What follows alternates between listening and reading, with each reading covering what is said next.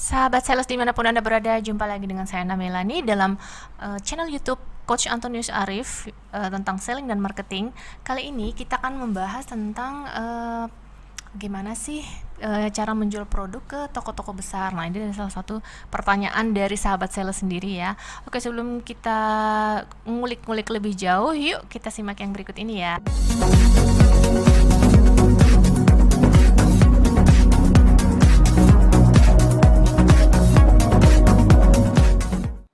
Sebelum Anda lanjut nonton video ini, silakan Anda subscribe, like, dan share kepada teman-teman Anda sehingga channel ini bisa bertumbuh. Halo sahabat sales dimanapun Anda berada, jumpa lagi dengan saya Melani dan saat ini dengan saya sudah ada Coach Antonius Arif. Halo Coach. Halo, halo. Apa kabarnya Coach? Baik, baik. Sehat-sehat ya Coach ya. Amin, amin. Oke Coach, ini ada pertanyaan dari sahabat sales yang diajukan ke channel YouTube-nya Coach sendiri. Yap. Itu dia menanyakan gimana sih cara menjual produk ke toko-toko besar. Oke, jadi dia mau tahu cara gimana menjual produk ke toko-toko besar. Sebenarnya produk toko besar maupun toko kecil sama. Mungkin gambarannya kayak gini ya. Kalau toko besar berarti barangnya grosir.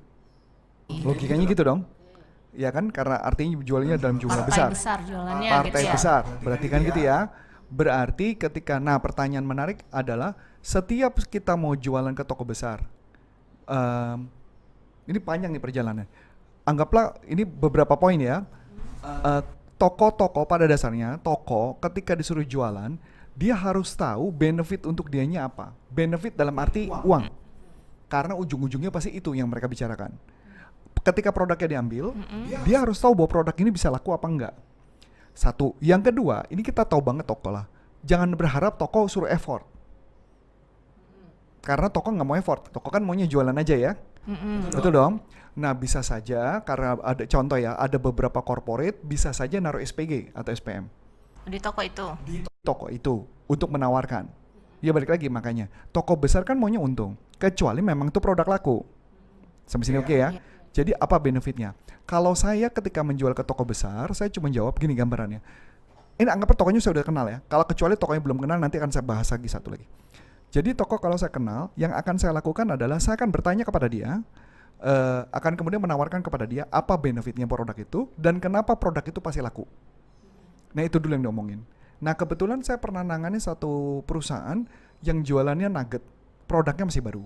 Ketika menawarin ke toko, pasti ujung-ujungnya mereka minta pembayarannya consignment, barangnya setelah laku baru dijual dan sebagainya. Itu sudah pasti. Karena di mana-mana ketika kita menawarkan, kita harus meyakinkan bahwa produk itu pasti laku. Kalaupun belum, pernah nggak saya menjual produk yang tidak laku? Pernah. Waktu itu belum laku, kemudian saya menawarkan, kemudian saya membuat promo di toko itu. Promonya apa? Promonya contoh kita pasang hanging, kasih apa ya namanya, saya lupa tuh. Kayak bendera-bendera kecil ditaruh di hanging di tokonya, kasih banner, itu yang membuat supaya produknya laku. Kemudian yang kedua, saya bikin program promo untuk customer mau membeli produk itu. Promonya macam-macam terserah. Bisa kalau produk baru biasanya misalkan garansi begitu rusak, garansi ganti baru langsung.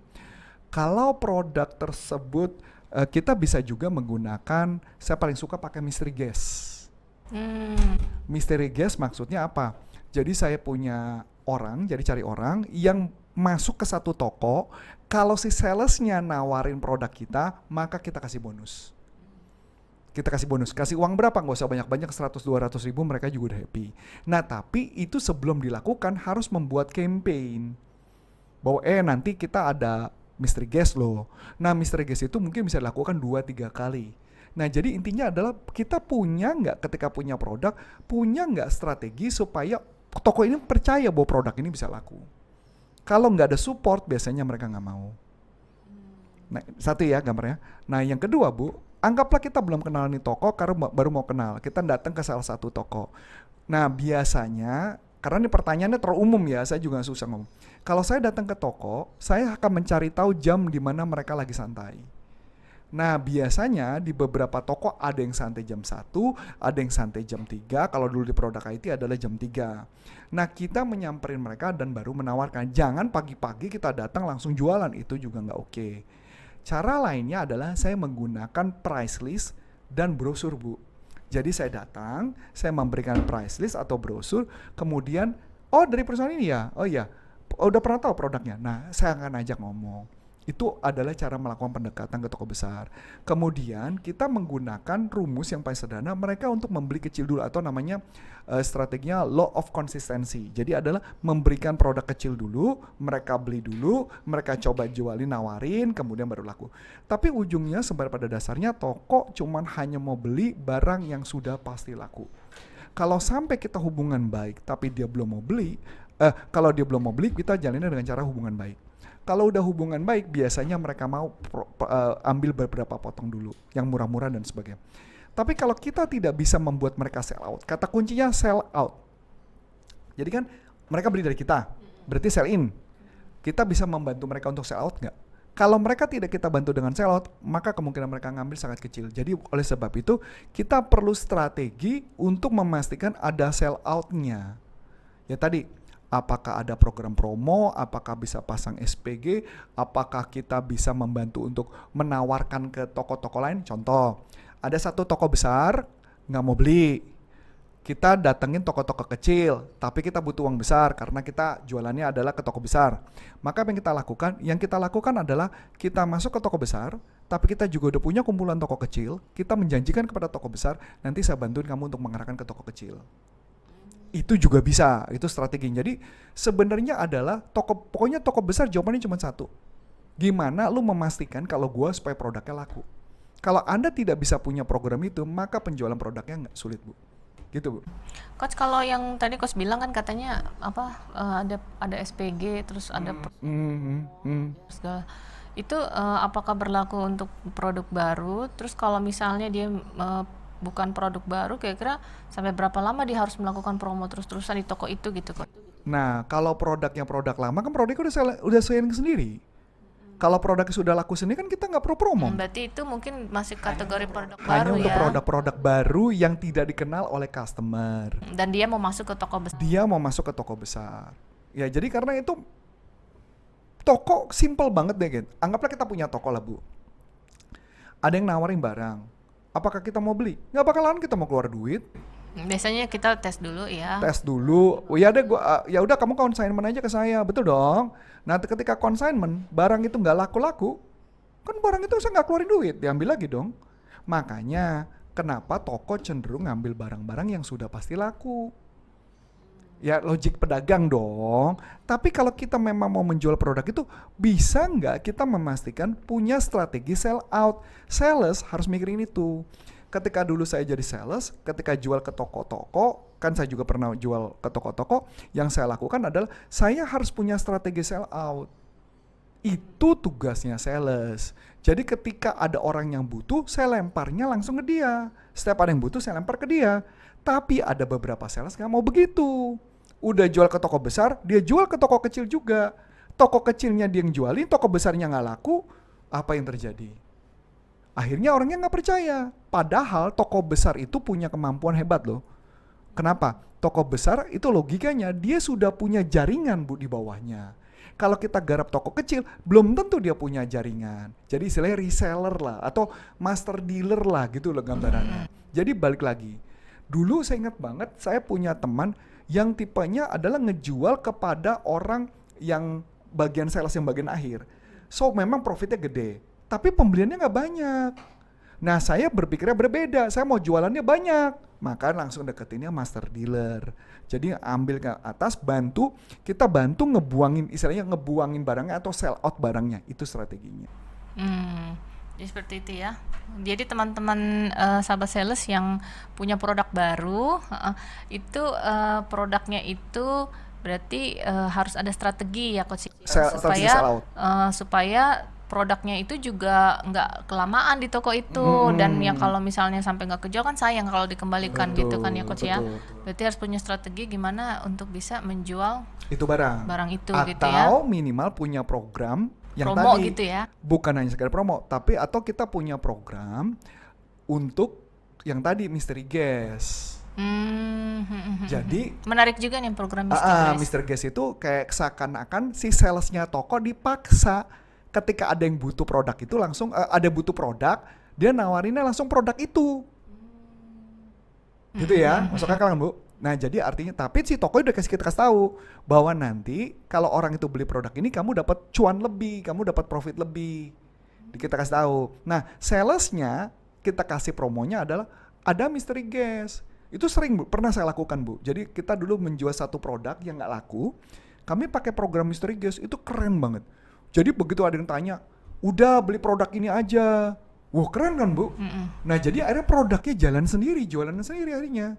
Karena si tokonya itu yang ngejual, yang maksa-maksa. Jadi bukan, dia bilang saya mau beli merek ini, enggak ini aja yang bagus. Ya buat kita bagus, tapi maka ingat, ketika ngejual itu pastikan juga ada, apa sih, saya cuma namanya apa ya, yang dia taruh di atas-atas itu yang bentuknya Kayak umbul-umbul kecil-kecil gitu. Iyalah, saya lupa namanya apa, ini udah lama banget. Ya kayak umbul-umbul, bukan umbul-umbul ya. Kayak satu hanging, saya mungkin teman nanti kalau teman-teman yang ingat tulis di komen ya. Jadi kayak hanging terus ikat tali gitu loh. Kayak gitu. Oh, kayak ada acara party gitu. Ya kayak party tapi merek-merek brand, misalkan brand tertentu.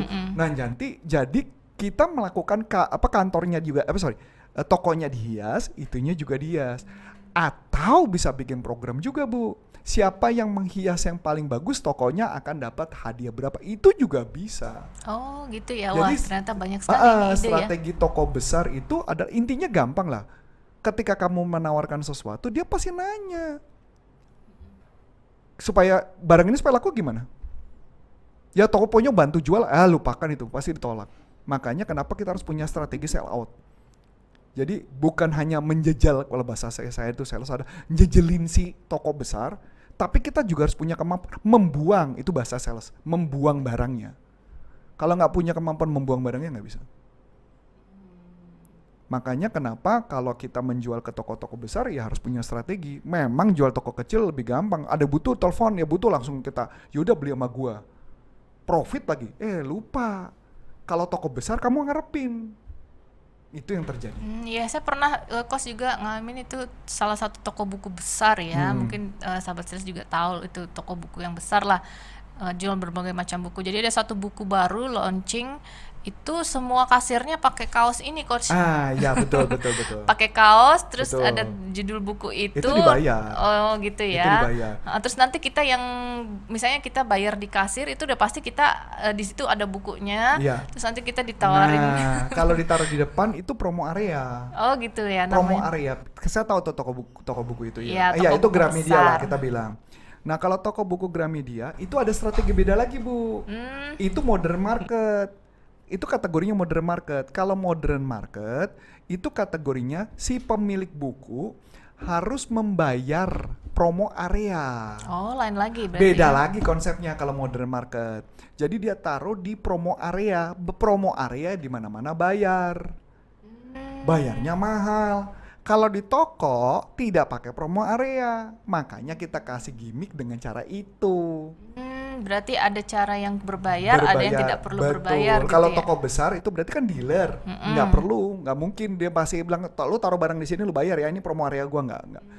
Itu kalau kecuali dulu misalkan contoh ya kayak Hartono itu kan jual elektronik. Dulu mungkin waktu ketika masih jadi toko biasa ya mungkin tidak, tapi ketika menjadi Hartono si modern market yang jual elektronik, Hartono elektronik, ya pasti dijual ini satu spesialnya 5 juta ya. Oh, dia jual space ya. Jangankan itu Bu, brosurnya dia kan ada campaign tuh biasanya kalau modern market tuh kayak contoh ke Carrefour atau contoh ke Hypermart atau contoh ke Lotte, itu lembarannya itu bayar loh. Jadi kalau kita taruh produk di situ itu bayar. Etalase itu ditaruh di sebelah mana itu bayar. Jadi kalau kayak ada brosur, harganya. flyer gitu bayar juga. Flyer kita kalau ditaruh enggak, tapi enggak. kalau flyernya jadi gini, produk kita mau nggak dipajang di katalog, istilah katalog. Di katalog mereka kita harus bayar. Tapi kalau kita bayar bawa flyer sendiri dari Flyernya nggak boleh taruh depan, ditaruhnya di tempat-tempat masing-masing, di boothnya masing-masing. Kalau di modern market tuh ada kotak sendiri. Ada kotaknya si merek apa, ada kotak merek apa, ya boleh taruh di situ, silakan. Oh, oke. Ah, Berarti beda lagi kalau sudah beda. sekelas toko besar buku tadi ya, toko buku besar tadi ya. Kita nyebutnya beda. Kita nyebutnya modern market. Modern market. Kalau ini kategorinya mungkin masih kategorinya wet market, Bu. Oke. Berarti skalanya apa nih? Ya pokoknya toko besar masih kita sebut wet market. Atau master dealer atau dealer gitu kategorinya. Tetap tidak modern. Kalau kategori modern itu semua sistemnya sudah komputer. Ya walaupun yang toko kecil juga ada komputer, tapi mereka sudah mengatur. Jadi ada jadwal. Mereka bikin promo sendiri. Misalkan lagi hari kemerdekaan atau hari Natal atau hari Minggu, Sabtu Minggu, itu mereka punya program marketing sendiri, Bu. Dan for information, program marketingnya dananya minta di mana? Yang masukin barang.